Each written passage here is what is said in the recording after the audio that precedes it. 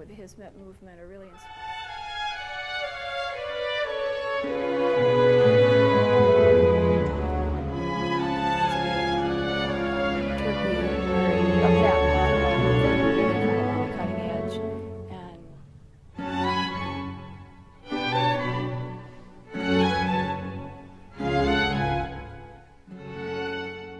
My name's Kathleen Moore, and I'm a professor of religious studies and chair of the religious studies department at UC Santa Barbara.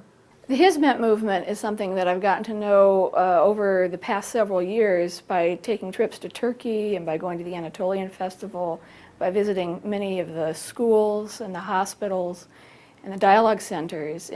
But what has been most valuable is meeting the people that I've known over the years that identify themselves with Hizmet, meaning service.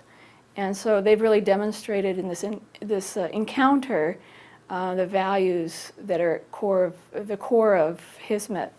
And those are about hospitality and the genuine empathy and warmth that I've experienced with my relationships that are growing with people who identify with the Hizmet movement really have influenced the way I view it, and that I can see that it's going to have a lasting impact, because Hizmet is really something that demonstrates what's universal about Islam for the members of the Hizmet movement, that there are universal values that you find in other faith traditions as well. And for instance, if I might say, I am the board of directors president of a nonprofit organization in Santa Barbara, which is called the Interfaith Initiative. And so we get into interfaith dialogue with many groups. And I find that the Hizmet movement is the one that has been the most sustained group that is committed to genuine dialogue, to really talking about all of it, not just the best parts of the tradition, but every part of the tradition, and connecting what that means for their lived experience. Commitments to taking care of people, to disaster relief, to feeding people. I've been invited to people's homes for Ramadan dinner, and it's, when we engage with dialogue at that level, at the personal level, in people's homes, and not just at formal luncheons or friendship dinners or talks, that really true dialogue happens. And so, I think that they've really got something in the Hizmet movement. Obviously, Fethullah Gulen has had a great impact on young and middle-class Turks and Muslims, that he is able to inspire the growth of so many schools, and to inspire people who are in the business world to be able to go out and volunteer and also contribute, not just of their money, but of their time in promoting the ends of their charities. The Hizmet movement represents Islam in the sense that the members who identify with the Hizmet movement are really inspired and motivated for community service and for their professional lives from the values that they locate in Islam. And some are very universal values, like the concept that God is merciful.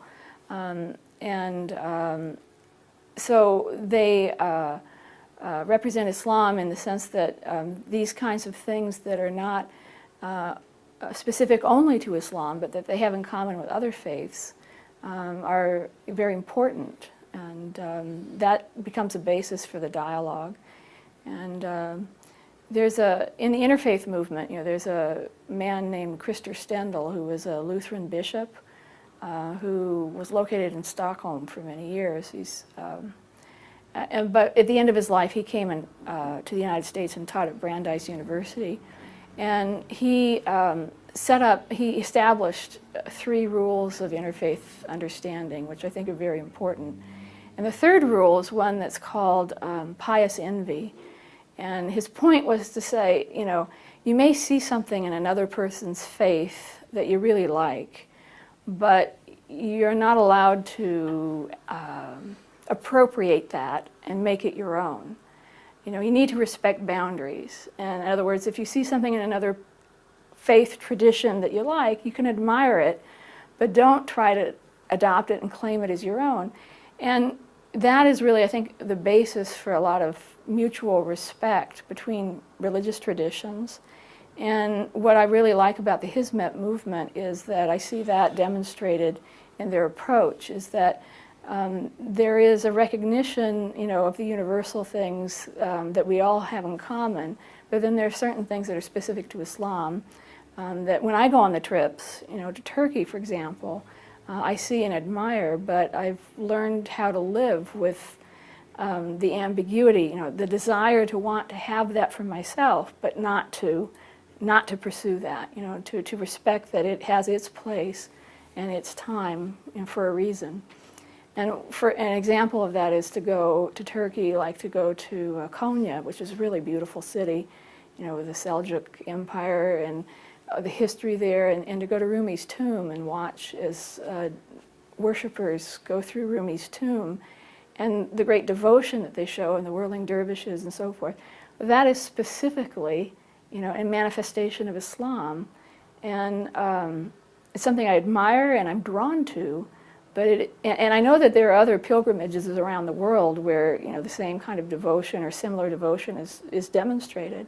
But this is something in my mind that creates an impression that this is what Islam is really about. And so that's what Pacifica Institute and the Hizmet movement have given to me, is to be able to experience that for myself, to remember, to be reminded of that rule of pious envy. This is something that is valuable, I see in another religion. It's not part of my own, but I've been blessed to be able to witness it and to be able to empathize. A key difference between the Hizmet movement and other social movements in the Muslim world, the Mediterranean region and so on, is that the Hizmet movement really is dedicated to dialogue across boundaries. And the Hizmet movement doesn't serve just Muslims. It's there to serve the needs of the world. So in disaster relief, you know, there's never a second thought given to where they're going to go. They go where they're needed. In education, you know, as I said, they educate the whole person, and it doesn't matter whether the person's Muslim or not. And the Hizmet movement is really inspired by Gulen's philosophy and the message that, you know, it isn't about the I, it's the I within the whole, and it's an organic, holistic system. And so there's a real conscious emphasis placed on how the actions of individual members of the Hizmet movement have ramifications for the rest of the world. I was really impressed visiting Hizmet schools in Turkey, even in places that were far from city centers. They would build these enormous and well-appointed schools, and it was clear that there was a lot of money donated to create these schools that were then used to promote science and technology and mathematics, and subjects that are really important for an educated person, and that they made this education available to all regardless of their income level and their ability to pay for it. So sometimes, you know, it's private schools are pushing the envelope and challenge national schools to be able to keep up. And some of the places we visited in Turkey were of that model. They were really kind of on the cutting edge, and, you know, shamed the national schools to be able to try to meet the new bar that they had set. Charitable activities of a group that serves people regardless of their faith tradition is really, you know, the model. I think that being able to give charity or to give disaster relief where it's needed is really, you know, the highest priority. And when we break up into our own ethnic or religious or national groups, then we're really dividing rather than uniting. And so it does no good for a Muslim to criticize a Muslim organization because they're serving those beyond the Muslim community. It's counterproductive.